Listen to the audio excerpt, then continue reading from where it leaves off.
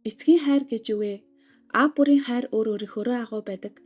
Зарим нь үр хүүхдийнхээ гараас хөтлөн амьдралын замд хөтэлдэг бол зарим нь өөрийнхөө ирээдүг нуруундаа үрээд өглөөний 3 цагаас эхлэн бороо цасыг ажирлгүй алддаг байна.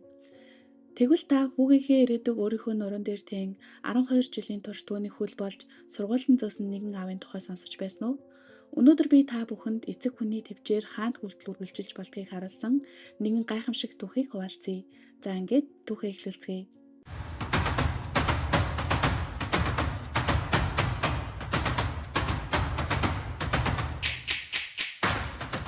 Өглөөний 3 цагт Тэнчан хот бүхэлдээ нойрондоо омбож байхад аав Чуан Юкан аль хэдийн 3 дугуйт мотоциклаа асан бүүтэр гудамжны гэрлийн дор ногооны бөөний зах руу хөдөлжээ. Ногоогоо буулгаад худалдан авагчдыг хүлээж арилжаагаа хийж дуусмах тэр яаран гэртээ харьдаг. Учир нь түүнд ногоо зархаас ч илүү нэгэн чухал ажил бий. Хүүгээ нуруундаа үрч сургуульд нь хүргэх. Ийм өглөөг Чуан Юкан эхнэр Ян Чинхагийнхаа хамт бороо цасыг ажирлгүй яг 12 жилийн турш давтан хийж иржээ. Ахлах сургуулийн сурагч Чуан Жио Тэнчэн хотын 8 дугаар дунд сургууль сурдаг бөгөөд 6 настайгаас эхлэн булчингийн судлал өвчний улмаас өөрөө бие даан алхах боломжгүй болжээ. Тэр мөчөөс эхлэн аавынх нь нуруу хүүгийнх нь тэрэгцэр болсон байна. Аав нь энэ хугацаанд өдөрт өрдөө 5-6 цаг л унтдаг байжээ. Эдгээр 12 жилийн турш амьдралын очоод тэдний нурууг бүхийлгсэн ч зориг, итгэл, хүүгийнхээ ирээдүйд тээсэн найдварыг хизээж нугалж чадаагүй юм. Тэнчан хотын 8 дугаар дунд сургууль дээр аав нь хөгжлийн бэрхшээлтэй хүүгээ өдөр бүр үүрч ирдэг тэр дүр зураг аль хэдийн хамгийн сэтгэл хөдлөм дүр төрх болон үлджээ. Хүүгийн анги удирдсан багш Лицион сэтгэл догтлон. Энэ хүүхэд үнэхээр биширмээр маш тууштай. Сүүлийн 3 жил би аавтай нойр харьцахдаа ганц ч удаа гомдол сонсоогүй. Түүний хүүдээ үзүүлдэг зүйл бол аав чинь хүчтэй, чамааг өргөж авна. Чи зүгээр л уршил гэсэн итгэл юм гэж хэлжээ. Улирал бүрийн төгсгөлд сургуулийн улаан самбар Чуан Жиюгийн хичээл зүтгэлийн гэрч болдог. Тэр шилдэг дүнгийн ар зөвхөн үрээр асаалтай ширээнэ гэрэл бус аавынх нь барсгаар гар хүүдээ ном эргүүлж өгч буй сүдэр нуугдаж байдаг. Ли багшийн хэлснээр хүүгийн аав ээж хоёр хоёулаа ногоочин бөгөөд амьдралын нөхцөл тийм ч сайн биш. Тэдний гэрээс сургууль хүртэл 4-5 км-ийн зайтай. Сургууль дотор байраар хангаах боломжтой байсан ч аав нь хүүгийнхээ биеийн байдал санаа зовж зөвшөөрөөгүй байна. Ли багш сэтгүүлчдэд аавын өдөр тутмын амьдралыг ингэж ирсэн байна. Жуюгийн аав өглөөний 3-4 цагт босч зах дээр ногоо зарна. Ногоогоо зарж дуусаад гэртээ харьж дараа нь хүүгээ сургуульд нь хүргэж өгдөг. Дараа нь гэртээ очиж түр амрах эсвэл ногооны талбай дээр ажиллана. Үд дунд дахин сургуульд ирж хүүгээ авч гэртээ харьж хооллуулдаг. Дараа нь дахин сургуульд нь хүргэж өгнө. Орой мөн хоолыг нь гэрээсээ авчирч өгдөг бөгөөд би даалтан дуусмагц аав нь дахин ирж хүүгээ гэрлүүгээ авч явна. Ингээд өдөр бүр дор хаяж 4 удаа сургууль руу явж ирдэг. Түүнчлэн хичээлийн байрны доор ирмэгцээ заавал хүүгээ нуруундаа үрч анги хүртэл нь оруулдаг хэмээн Ли багш ярьжээ. Түүний дурсамжинд хичээлдээ өдөр бүрт аав нь хүүгээ үрж явж буй дүр зураг огт тасалдаж байгаагүй. Мөн хүү хичээлээсээ нэг ч удаа хоцорч байгаагүй аж.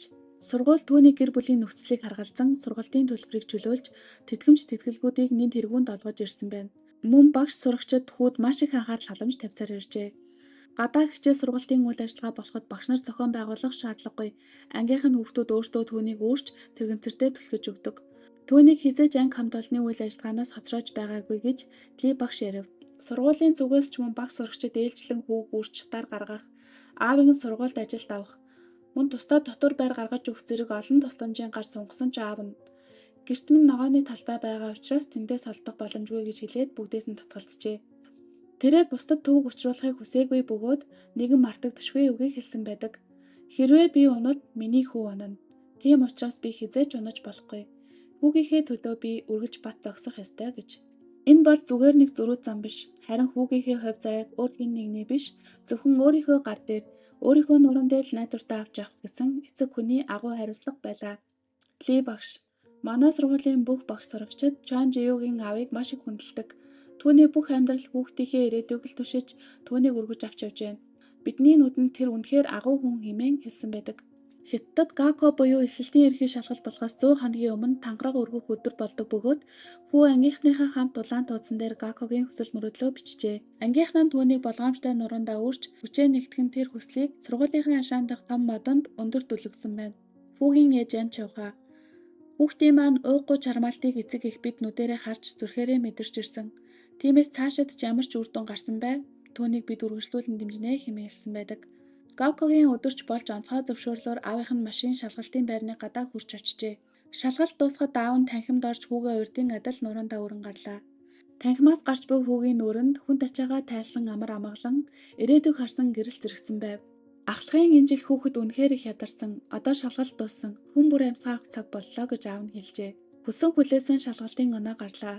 2025 оны Гако Чуан Жиюхүү физикийн чиглэлээр 624 оноо авч, мужийнхаа босго онооноос 129 оноогоор илүү үзүүлэлт гарган сургуульдаа нэгдүгээр жагсжээ. Энэ бол Чуан Жиюгийн 12 жилийн турш шаргуул суралцсны хариу, мөн эцэг эхийнхэн хувьд хамгийн үнэтэй шагнал байлаа. Хятадын Гако бол жилд 10 сая гаруй хүүхэд өгдөг, хамгийн дээд оноо нь 750 оноо байдаг шалгалт юм.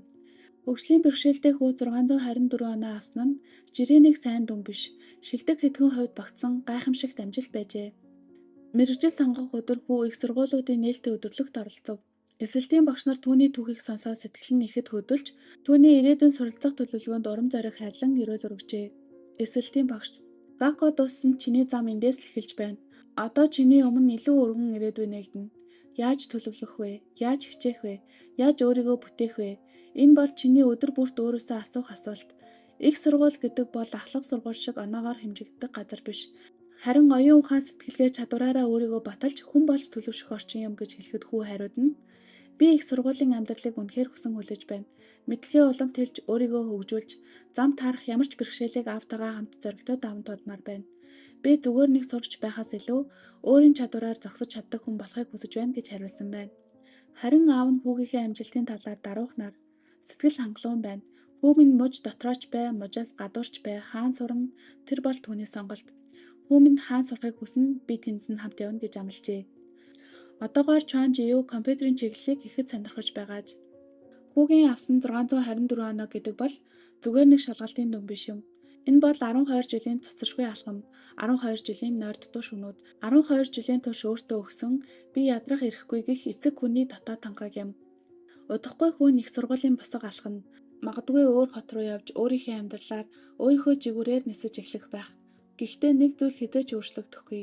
Тэрхүү алхам бүрийн эхэнд, тэрхүү амжилт бүрийн суурьнд, тэрхүү гэрэл дэрээдүйн ард аавынхан дулаан нуруу чимээг өхөн түшид зогсох болно. Эцгийн хайр гэдэг чанга хэлдэг хоосон амлал биш.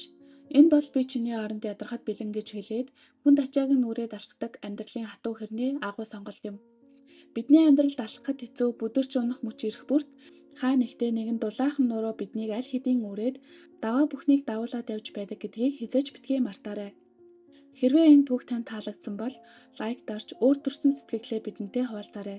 Таны үлдээсэн сэтгэгдэл бүр бидэнд дараагийн дугаараа бэлтгэх маш том урам зориг болдог юм шүү. Энэ хүртэл бидэнтэй хамт байсан танд баярлалаа. Дараагийн дугаараар дахин нэг гайхамшиг түүхээр иргэн уулзцгаая. Түр баяртай.